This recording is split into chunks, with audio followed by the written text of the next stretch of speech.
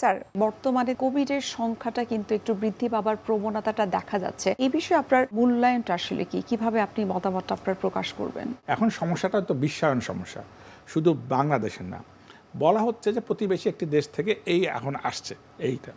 তো প্রতিবেশী দেশেরও এই চিত্রটা মোটামুটি আমাদের মতোই। আচ্ছা। আর একটা কারণ হচ্ছে যে এটা একটা ভাইরাস। ভাইরাসটা অতি সূক্ষ্ম এককোষী একটা জীবাণু, যেটা যার জীবন নাই সেখানে সে বংশবৃদ্ধি করতে পারে না। অর্থাৎ আমি চেয়ারে উঠে গেলাম, আমার শরীর ছিল, চেয়ারে কিছু থেকে গেছে, আর একজন আসলেন, তার এটা হবে না। কিন্তু আমার শরীরের নিঃশ্বাস থেকে এটা যদি যায়, এটা আরেকজন আসে এখানে ঢুকে যেতে পারে। যার জীবন আছে তার ভেতর দিয়ে এ কেবল এক জায়গা থেকে আরেকজন হতে পারে। এই ভাইরাসটা দেখছে যে তাকে মারবার জন্য ক্রমাগত একটা ভ্যাকসিন, দুইটা ভ্যাকসিন বা মানুষ ওষুধপত্র খাচ্ছে, তখন সে তো একটা জীবন, সে বুঝে যাচ্ছে যে তার মৃত্যু সন্নিকটে।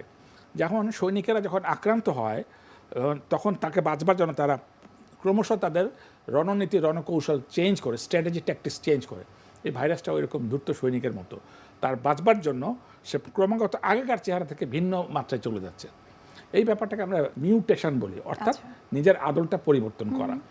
আগে যেটা ছিল তাকে আমরা ডেল্টা বলতাম, ডেল্টা ভ্যারিয়েন্ট বলতাম।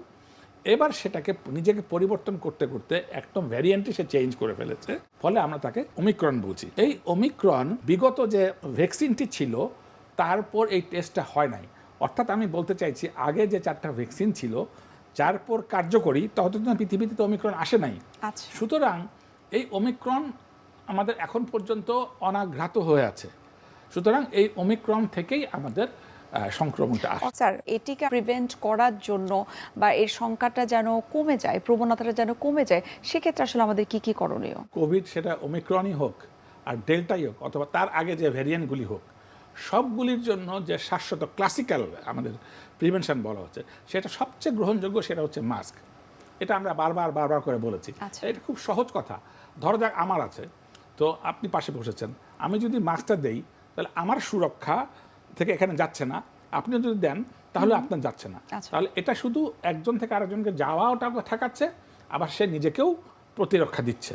আর আমি যেটা আগে বলে এসেছি যে অনেক দূর থেকে আমি আসলাম, বাইরে গেলাম, বিভিন্ন লোকের সাথে মিশলাম, হ্যান্ডশেক করলাম, কোলাকুলি করলাম, ওই যে আগে বলেছিলাম যে 20 সেকেন্ড ধরে ভালো করে আমরা সাবান দিয়ে হাতটা ধুবো, এটি এখনও আছে। এবং যতটুকু ন্যূনতম সামাজিক দূরত্ব এর ভেতরে মেনটেন করা যায়, আমরা যদি এই সময়টা একটু সতর্ক থাকি, হয়তো গতবার যেরকম আমরা ভয়াবহ আকার দেখেছিলাম, এইটা হয়তো তা রোধ করা সম্ভব হবে বলে আমাদের আশাবাদ।